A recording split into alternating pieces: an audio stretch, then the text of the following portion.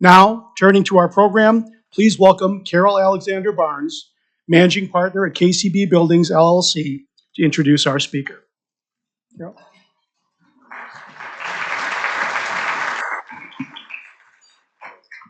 So good to see all of you. Oh my God, we've got a packed house here. All right.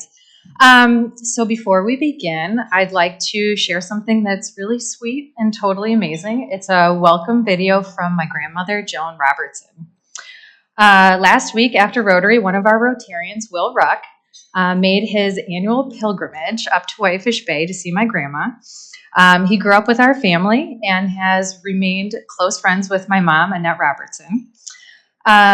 Will told Mary that he might be able to get Joan to say a few words for this program today. And this program is her baby.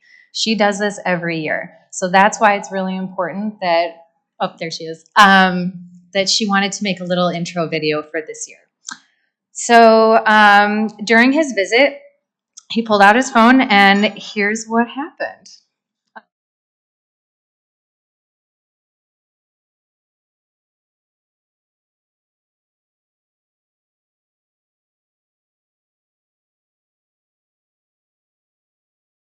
Hello, Rotarians of Milwaukee. I am thrilled to be here with you, and I am thrilled that Emma Belcher is your main speaker today, talking about the United Nations and about the possibility of containing nuclear weaponry. I heard today that nuclear energy might be something that we must have in lieu of the oil and coal industries. But anyway, getting back to you Rotarians, I'm so proud that you are celebrating with the whole world the existence of the UN, and please give my best to the staff out there.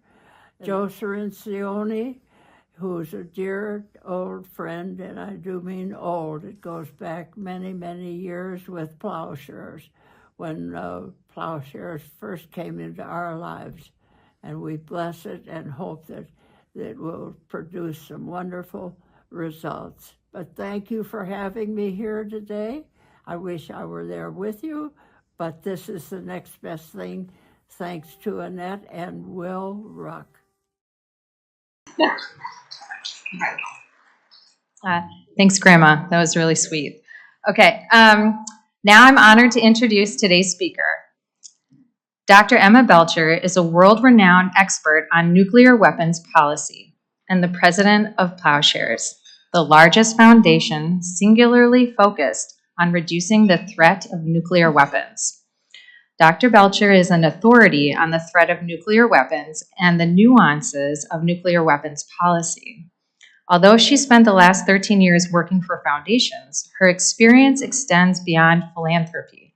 She began her career as a public affairs officer at the Australian Embassy in Washington, D.C., served as a national security and international affairs advisor in Australia's Department of the Prime Minister, and held multiple fellowships at prestigious organizations, including the Council on Foreign Relations and Harvard University's Belcher Center during and after earning her doctorate degree from the Fletcher School of Law and Diplomacy at Tufts University.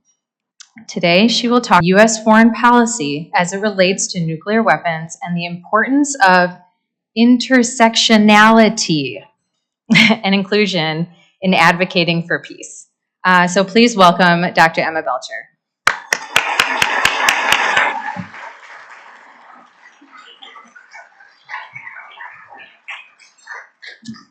Well, thank you very much, Carol, for that lovely introduction, and thanks to all of you and Annette and Joan for the warm welcome that you've all shown to me today. And when I get back to DC, I'll certainly pass on best wishes that people have sent to Joe Cirincione, and I will also let him know that Joan might have mentioned that he was old. We'll see how that goes. I'll let you know. Thank you so much for having me here today on United Nations Day. It's a delight to celebrate with you all And I was thrilled when I walked in here and I could see the United Nations flag displayed so prominently. What you might not know about me is, despite my accent, I actually have lived in the Midwest for 10 years. I spent 10 years working at the MacArthur Foundation in Chicago, and I've visited Milwaukee before, and I'm delighted to return. I've got such a soft spot for the Midwest, a place that I think not as many people appreciate, particularly visitors to the United States as they go to each coast. So you've got a big fan in me here. Now, the title of my talk today is The United Nations Pact for the Future and Nuclear Weapons Derailment. When I thought of this title, I immediately thought it sounded a little comical. You know, the United Nations Pact for the Future and nuclear weapons walk into a bar. But this is not a joke, it's serious. And that's why I'm delighted to be here with you today, people who are very serious about making the world a safer and more peaceful place. So today we're celebrating United Nations Day and the 79th anniversary of the going into force of the United Nations Charter. The UN history spans almost a century, filled with conflict, devastating wars, and the United Nations and Rotary have been there to counter it. Addressing peacekeeping operations, treaties and armistices, declarations, summits, and so much more as it relates to human rights, women's rights, children's rights, racism, global health, food security, disinformation, climate change, artificial intelligence. I could go on, but also nuclear weapons. And I'll get back to nuclear weapons in just a moment. So as you know, Rotary Club and the United Nations both share a history of working toward a peaceful world. Not only was Rotary instrumental in educating its members on the formation of the United Nations in real time, but it was only one of 42 organisations, non-governmental organisations, at San Francisco when the charter was signed. This is something that you should all be incredibly proud of. 42 non-government organisations at the beginning of the inception of the United Nations. And now Rotary holds the highest consultative status offered to an NGO by the UN's Economic and Social Council, and there's even a Rotary Day at the United Nations. That is quite an achievement. And these honours are all very well deserved. Rotary's had a global impact on the world we've built together through engagement at all levels. And I'm certain that all of us committed to a more peaceful world will continue in this work. Because our efforts are desperately needed.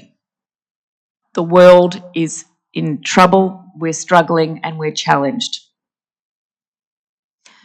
Before I go, though, into the state of the world and what we can do about it, I want to begin by sharing some personal connections I have to the United Nations and to the Rotary Club. So my very first unofficial engagement with the UN was during my year abroad at Georgetown University. I was studying in the School of Foreign Service, and I went to Montreal and I participated in a Model UN conference, and I represented the Holy See.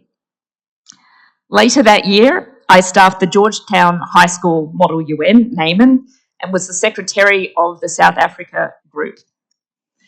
And I'm delighted that I'm going to continue in that tradition on Saturday. No, I'm not going back to high school, but I am going to speak as a keynote for the Wyoming High School Model United Nations Conference in the Greater Cincinnati and Tri-State area. And I want to do this because I see the hunger and the thirst and the enthusiasm that young people around the country and around the world have for making this world a better place. And if we can find ways to engage, I think then we must do that. And so I'm going to be there at the Wyoming High School Model United Nations Club. It was recently ranked in the top 150 Model UN clubs of North America and the third in clubs in Ohio. But I'm sure that nothing compares to the Whitefish Bay Model United Nations Club here that the Robertson family has nurtured in Milwaukee. So after my undergraduate days at Model UN, I joined the UN for real. I was an intern then when I was doing my master's degree in the then Department of Disarmament Affairs. This was 2003. I was in the Weapons of Mass Destruction branch. It was staffed entirely by women. We became known as the Women of Mass Destruction. I was one of 100 interns when I was there at the UN. And although I was the lowest on the totem pole, my experience was rewarding and eye-opening. I was inspired by people from all around the world to make this world a better place. I engaged with people and developed long-lasting friendships and relationships that I continue to this day, meeting people from countries I'd never been to before, eating new types of food, listening about their stories. And I saw firsthand how difficult it was to achieve results with 191 countries. And I experienced frustration with the bureaucracy, which seemed to add time to even the smallest task. And I also heard stories about the screaming matches that had happened the year before between US officials and UN officials over intelligence about Iraq's supposed nuclear weapons program and the intelligence over it that was later revealed to have been inflated. And I was at the UN when Sergio de Mello was killed. Sergio de Mello was the 55-year-old UN High Commissioner for Human Rights. He was a 30-year veteran peacekeeper who was killed in a terrorist attack in Baghdad, Iraq, in 2003, after only being in his station for 2 months. The actors responsible placed a large bomb in a truck near the Canal Hotel, the peace mission's headquarters. 22 people were killed in total. Colleagues who'd known him were devastated. And a pall settled over the entire building once the news landed. I'd never met him, but I couldn't help feeling extremely moved about the intentional death of someone who was just trying to help others. And beyond all this, the news really came as a shock because the UN was in Iraq for a peace mission. And it was the US, not the United Nations, that had invaded Iraq months prior with its allies. Still, the UN did not abandon its mission or the Iraqi people and has worked to be more accountable to its staff and to the citizens of states and territories they deploy staff to. Now, I have had some more recent experiences with Rotary, as recent as last year when I attended the Rotary conference in my hometown of Melbourne, Australia. Was anyone else there? I was stunned. So many people, tens of thousands of people dedicated to making this world a better place.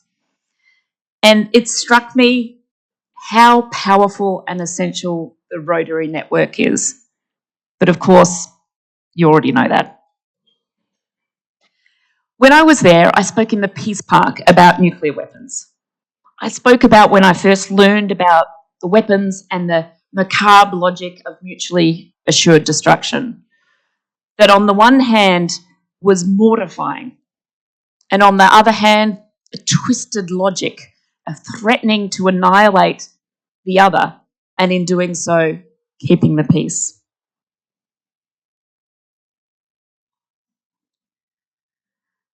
I spoke about my experience learning about this as a high school student when I was 14, only a few miles from where I was standing at the Rotary conference. And I spoke about what first activated me, French atmospheric testing in Mururoa Atoll in the Pacific.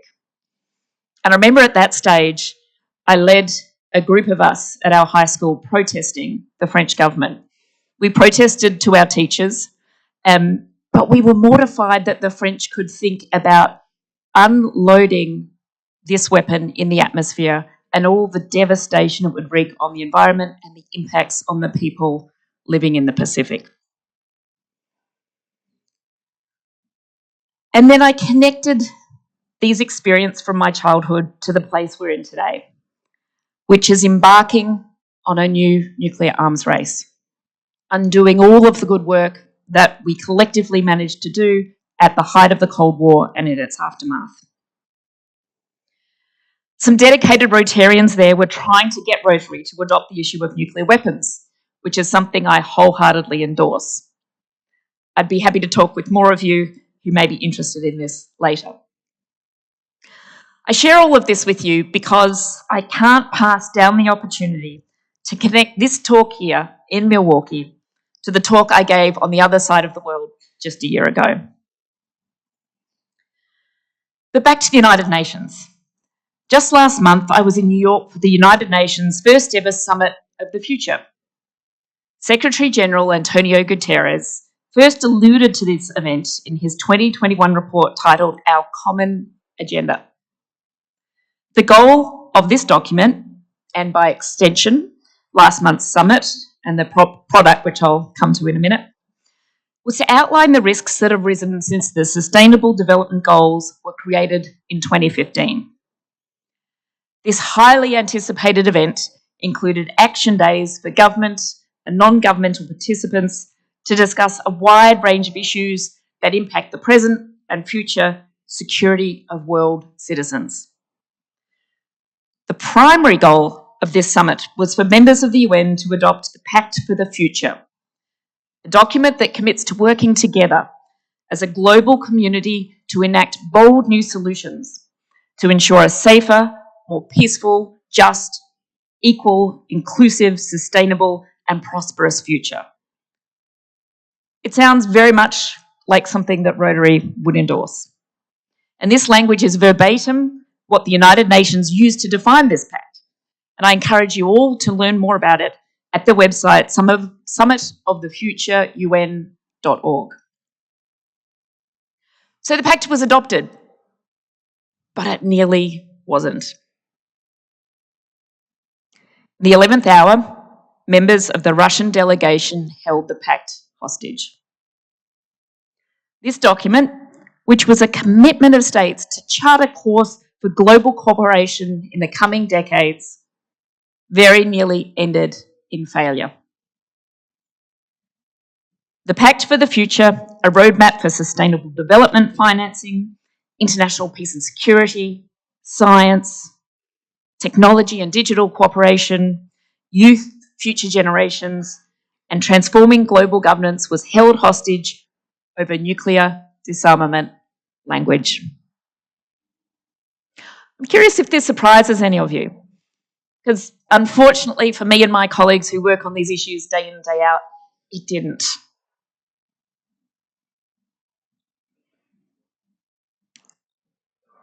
That's ultimately what I want to impart on you today, that nuclear weapons still matter. They're still here, they're very much present. We've seen this with Vladimir Putin's invasion of Ukraine, threatening nuclear use. We see concerns about Iran developing a nuclear weapon. Nuclear weapons are in the hotspots in all of the parts of the world at the moment. They're an existential threat.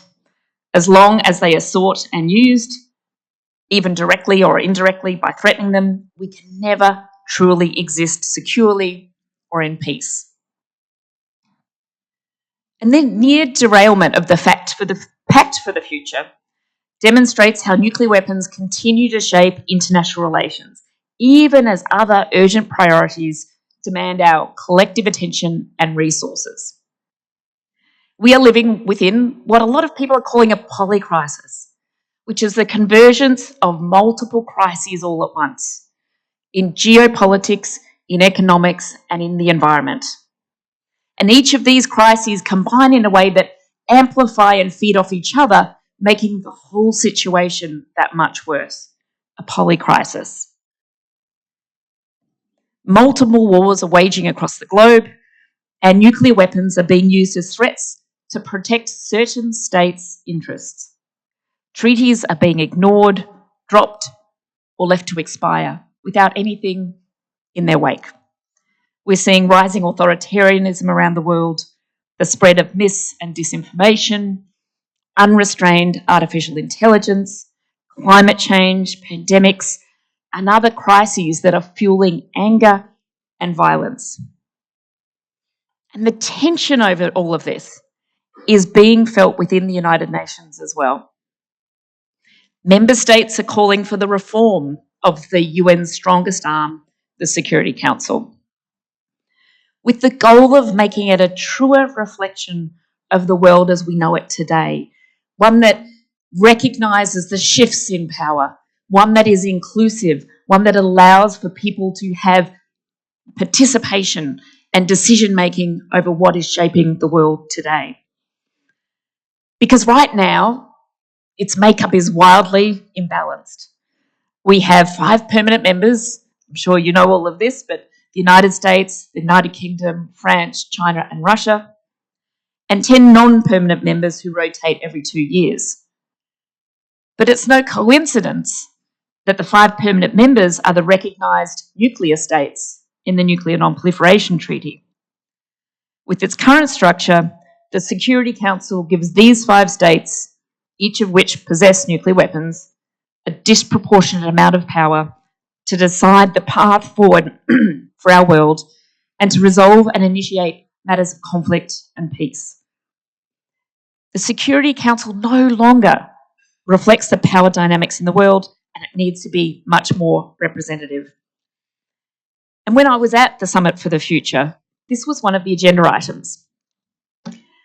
And as I sat in the UN building, listening to speeches from leader after leader of country after country, many of them were saying very similar things. They were using language that's in the pact about working together, about inclusive decision-making, the importance of climate pandemics.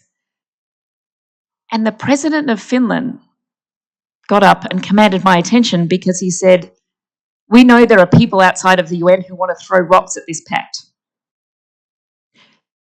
That wasn't actually the type of diplomatic language I was used to hearing. So I sort of sat up and paid extra attention. And he talked about the Security Council and the need for reform. And he said, "My proposal is that if you invade a sovereign country and violate its territorial sovereignty, one of the bedrocks of international law in the United Nations, you should lose your power to veto." That was met with applause. It interrupted his speech, and then he asked the timekeeper for a few more minutes so that he could finish what was interrupted by the applause. But for me, what was poignant is that was the moment where the room erupted. That was a signal, and it was a kind of thing that people might not have been overtly talking about, but they were pleased that the president of Finland brought it up. So back to this crisis we're facing, the polycrisis. The solution hinges upon our ability to collaborate and work together. None of the crises we're experiencing at this moment, war, nuclear weapons, climate, and so on, exist separate from each other. That's why the United Nations, and especially the Pact for the Future, must exist. Both encourage cooperation to address global challenges rather than violence to protect individual interests. The Summit of the Future's near collapse illustrates a need for a shift in global understanding of security.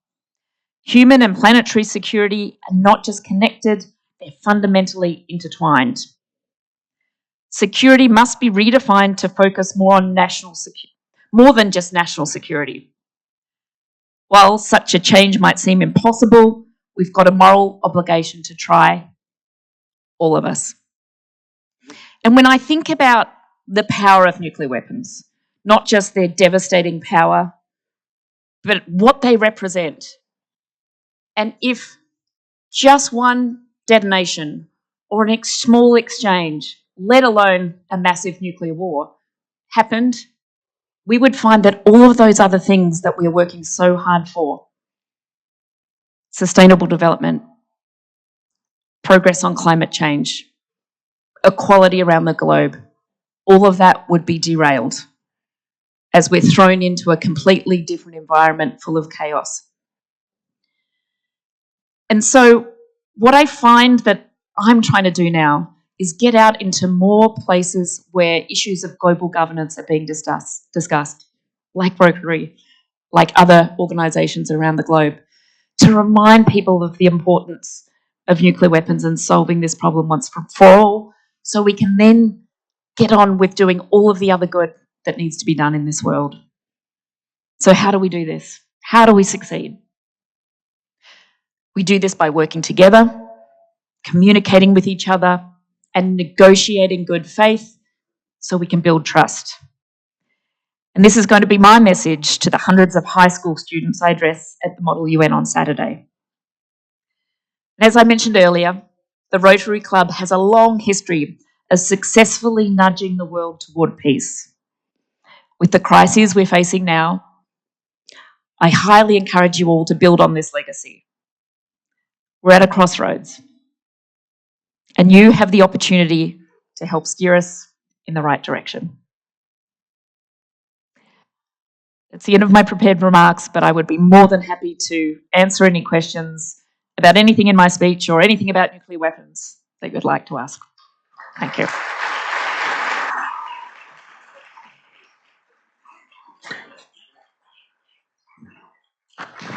Thank you, Dr. Belcher. If you have a question for our speaker today, you can line up behind me and use this microphone here. As a reminder, please keep your questions concise and topical. Thank you. Thank you for coming. With the United States having 2 carrier strike groups deployed to the Persian Gulf, as well as Iran probably about 2 weeks from having 5 nuclear warheads, do you see the UN being able to intervene, or do we think a strike by Israel is inevitable? Thanks for the question. I think one thing I'd probably want to just for those of people in the room who don't know a lot about Iran and its program, Iran now does have enough material to create a weapon if it chose to do so. So the fissile material that goes inside the explosive. There isn't any intelligence just now. There hasn't been for a while. I think there's a fair degree of confidence in that it has not made the decision to weaponize. But if it did, you're right, it could be a matter of weeks before it could turn the material it's got for a couple of weapons into a weapon. So that's the big concern right now. And, you know, if I just take a moment to step back before directly answering a question, which I promise I'll do. Back in 2015, the Obama administration negotiated an agreement with Iran, the Iran nuclear deal, to freeze Iran's program of developing material that could be used in a weapon. And the freeze was successful. It halted Iran's progress so that it would need another year before it got to producing a nuclear weapon. And as the questioner pointed out, now we're within maybe 2 weeks.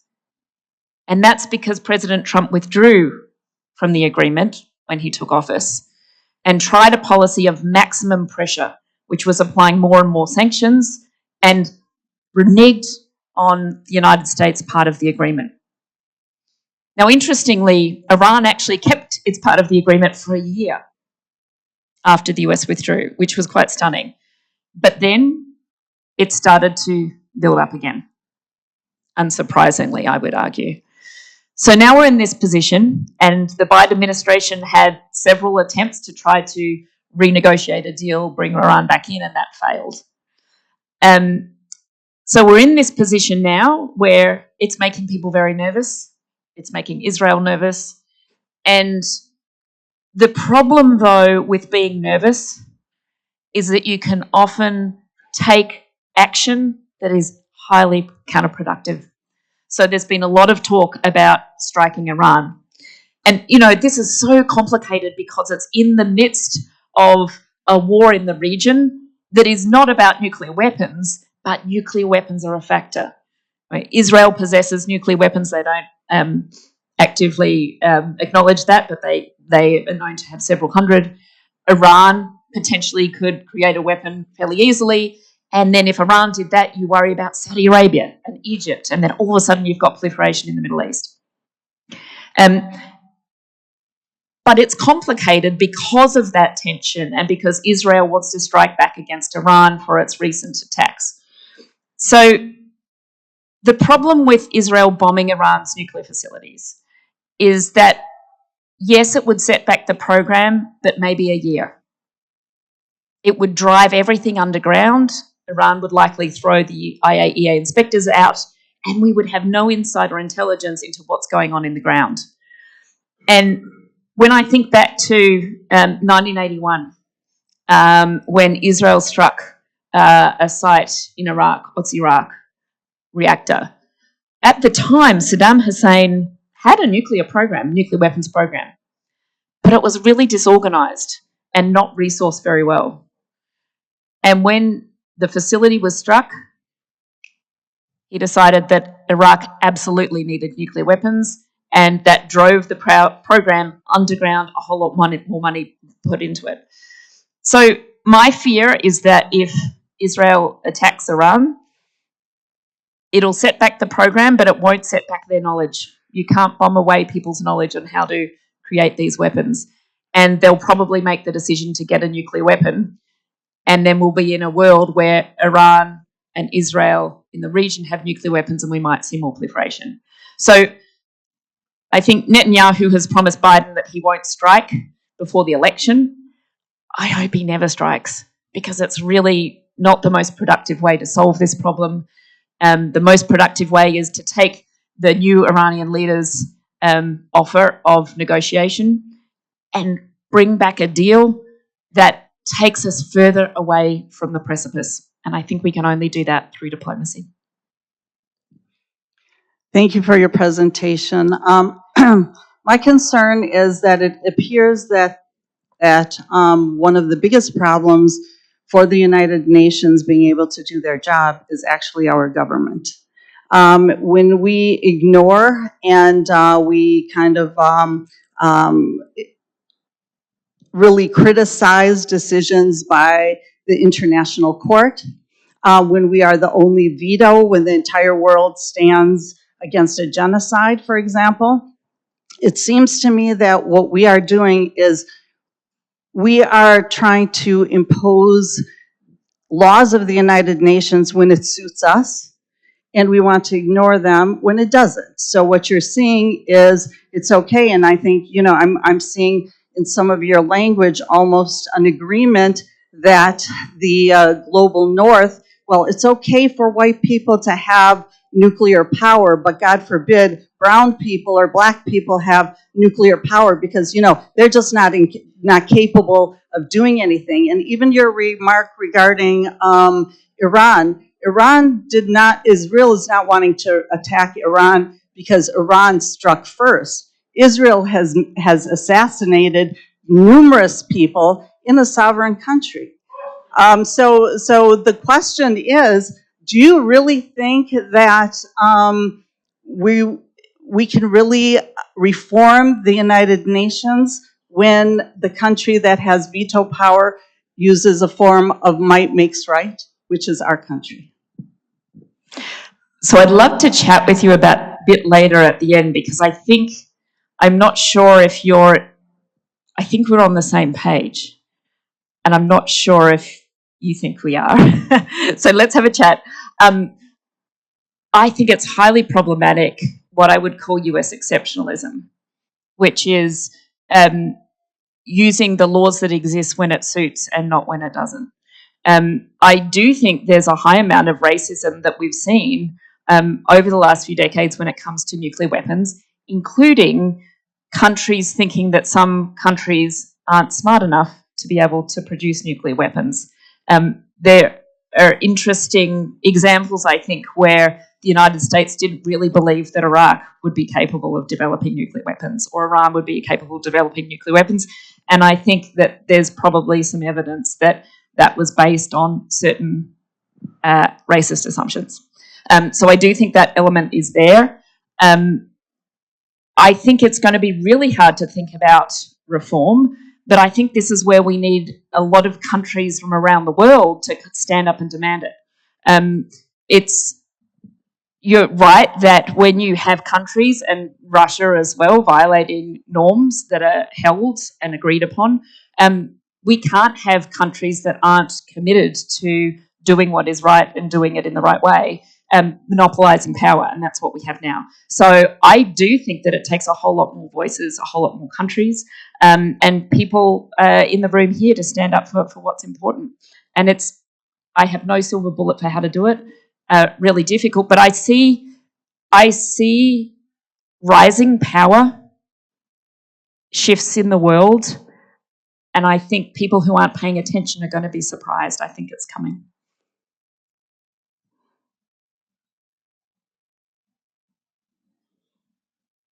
I just wanted to talk about the treaties, how the U.S. has not really, Russia or any of the other countries, followed this through with the Non-Proliferation Treaty, Article 6, to negotiate in good faith. Also, could you talk about the Treaty for the Prohibition of Nuclear Weapons? 73 countries have ratified, and another 25 countries have signed on, so that's about 50% of the world wants to eliminate and make nuclear weapons illegal. Could you address that, please? Yeah. So the Treaty for Non-Proliferation of Nuclear Weapons is a treaty that was negotiated without the nuclear weapons countries. And there was a big push in civil society to bring countries together who shared this interest in outlawing nuclear weapons. And it was something I think that countries with nuclear weapons thought would never happen. And there was a lot of power in non-governmental organisations around the world, lobbying their governments, connecting with each other to really push and say enough is enough. We can't be living under the spectre of nuclear weapons anymore. We can't be allowing this to be legal. The use or the threat to use nuclear weapons is abhorrent. They're indiscriminate weapons of war that don't distinguish between civilians and combatants, and they devastate on at a startling magnitude. So I think that the TPNW, as it's known, was really a remarkable achievement. And I think the reaction you've seen from nuclear weapons countries and their allies who are protected by the nuclear umbrella, the hostile reaction has signified that this is actually something. This is something that they're taking notice of. I think we've got a great treaty now. There are some people who criticise it. They say they don't have strong enough enforcement measures. It's not clear enough. There's work being done on that. What I would like to see now is some kind of effort to bridge that divide.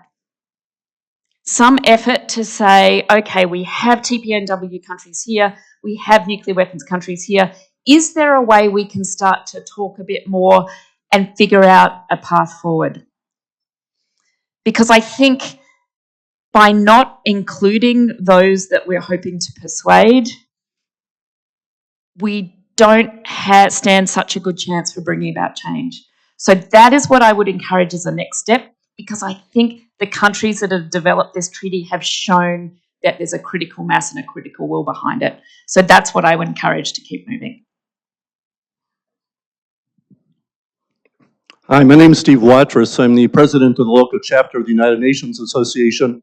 We're especially pleased that you're able to come out and talk to us and give us the inside scoop on the Pact of the Future, the Summit of the Future. In addition to working in the UN and with leaders around the world, it seems like Janan said, we really need to work on our own country. And so the UNA and some others are working on something called Back from the Brink, which is back from the brink of nuclear annihilation. And we're looking for local sponsors before we go to the Milwaukee Common Council to do a resolution that has various parts to it. Actually, we'd like the Rotary to endorse that. But I wonder if you could say a bit more if you think that's a worthwhile thing, or there's some better way to get the citizenry informed and involved in this process. Yeah, I'm glad you had an opportunity to mention that, Steve.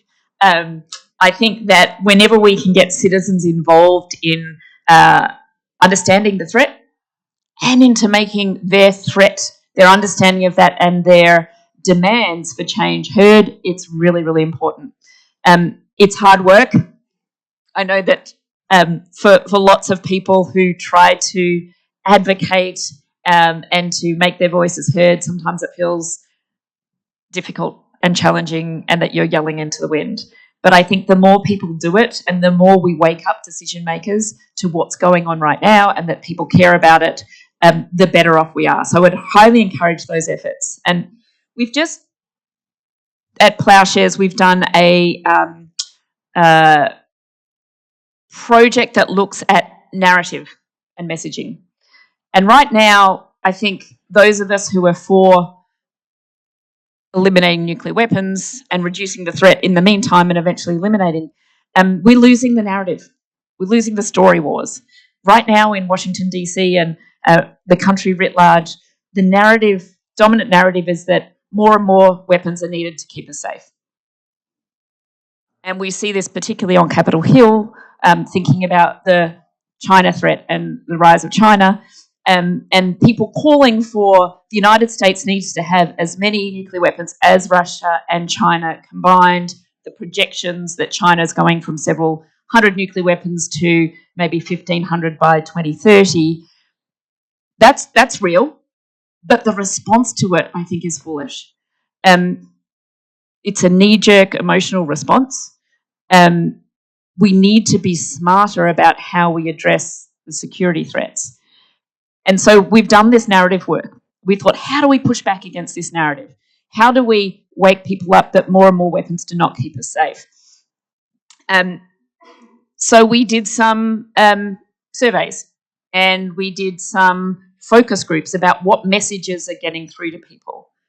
And the delightful news for me, I was stunned, was that a majority, 65 to 70% of Americans support arms control, support negotiating with your adversary to reduce the risk for all. Now, this isn't what I expected to find out of this. And so for us, it was a bit of a shot in the arm that if we can get out there and explain what's happening right now, the importance of arms control, the importance of tamping down the threat, then we're actually in for a chance. So we are about to launch a campaign in 2025 that really tries to raise awareness, to talk to people about nuclear weapons in a way that they feel they can connect to, they can relate to. We'll talk about it from that intersectional lens about, if you care about climate, this is why you should care about nuclear. If you care about social justice, this is how it relates to nuclear. And I think the connections are there. So we just need to do a better job of telling people, talking to people, and then demanding that they put pressure on our elected officials to understand and to do better. So I highly endorse that work, and good luck. So if today, instead of celebrating with purple cookies that we're doing away with polio, if we were celebrating that we had done away with nuclear weapons, would the world have peace? Or would the world be focusing on the next weapon of mass destruction that was even worse than the one that somehow we've managed to keep within 8 nations of the 194 or however many you count? Yeah, this is a great question because, I've been working on reducing and eliminating nuclear weapons for a while. And I started working with some people, and they said, well, let's just figure out what replaces nuclear weapons, and then you will have eliminated nuclear weapons. And I thought, well, we don't want to replace one threat with something potentially even worse. So your question is terrific because it underlies what we need to do to get to that world where disarmament is possible. And so when we think about disarmament, a lot of people think, well, you're proposing that, say, the United States just gets rid of its nuclear weapons tomorrow. That's not it. It's thinking about what is the way in which we can put the conditions in place that allow for disarmament of nuclear weapons. And I like to think about it. It sounds a bit pie in the sky and it sounds naive that you could ever get rid of nuclear weapons. But I like to think we've got to flip the script. we've got to think about what is possible in a world in which we don't have nuclear weapons and create a picture of what that looks like. We're about to spend up to $2 trillion over the next few decades on nuclear weapons. What could we do with that money instead? I'm sure you could all think of a lot of things here, local to Milwaukee, that you could be using that money for. Education, housing, and I think it's incumbent upon us to try to reimagine that kind of a world and then think about what are the multiple ways in which we could get there. So we are investing in some projects that are looking at that at the moment. And again, I'm really enthusiastic by the number of people who are coming in from outside the nuclear weapons field, who are coming in from economics and finance, from law, from design, from the arts, people who've studied history, people who look at futures and foresight and planning, to think about how can we solve this really wicked, thorny problem once and for all. I think we have to. We've got no alternative, and I definitely have hope. So I think we can get to that world, but it's not the world we're living in today. We've got to do a whole lot of other work until we can get there. Thank you, Dr. Belcher.